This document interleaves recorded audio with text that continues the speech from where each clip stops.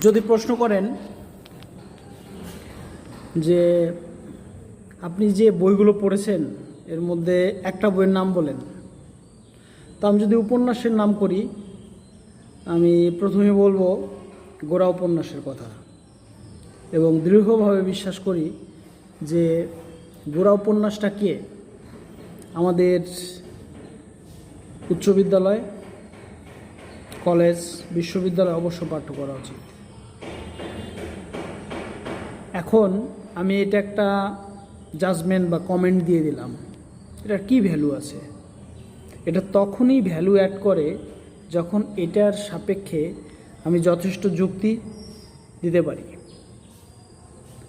তো এখানে যুক্তিটা খুবই ক্লিয়ার, সেটা হচ্ছে গোরা উপন্যাসে আমাদের যে যত ধরনের ট্যাবু আছে বা ইজম আছে, সেই ইজমগুলো ব্রেক করে, ট্যাবুগুলোকে ব্রেক করে আমাদের মানুষ হওয়ার শিক্ষাটা পাই। কিভাবে পাই? যেমন গোরা উপন্যাসের প্রোটাগনিস্ট মানে মূল চরিত্র গোরা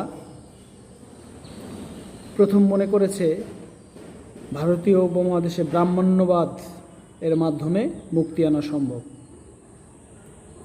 পরে সে সেখান থেকে ধীরে ধীরে যখন বাস্তবতার সহিত সংঘর্ষ হয়েছে, যে ব্রাহ্মণ্যবাদ নিয়ে সে এত গর্ব, এত উচ্ছ্বসিত, পরে দেখা গেল সে সেইটার পার্টই না।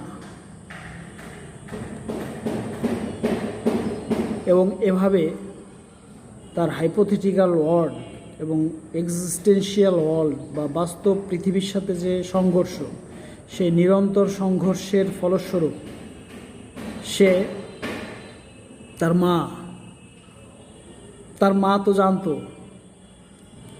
এ গোরা ফিরিঙ্গির সন্তান, কুড়িয়ে পাওয়া সন্তান, অনাথ সন্তান, আমার না। তারপরও তাকে ভালোবাসায় কোনো কার্পণ্য করেনি, তার পুজোর ঘরে ঢুকতে দিতে কার্পণ্য করেনি, কোনোভাবেই না।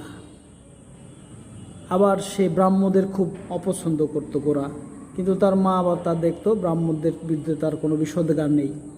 মানে গোরার মা সব কিছুকে খুব ইজিলি, খুব সহজেই, স্বাচ্ছন্দ্যভাবে গ্রহণ করছিল। তো গোরার এই মায়ের কাছ থেকে যে শিক্ষাটা গোরা গ্রহণ করে, সেটা হচ্ছে সমস্ত ইজমের ঊর্ধ্বে উঠে মানবিকতা, হিউম্যানিটি বা হিউম্যানিজম, এটা নিয়ে হচ্ছে আমাদের এগোতে হবে। আমাদের সংকীর্ণ ব্যক্তি স্বার্থ, সংকীর্ণ দেশপ্রেম বা উগ্র দেশপ্রেমের উদাহরণ আমরা জানি, হিটলার, উগ্র ধর্মান্ধতা, এ সব কিছুর বাইরে এসে আমাদের মানবিক হতে হবে। তাহলেই আমরা পৃথিবীটাকে আরও বেশি সুন্দর করতে পারব।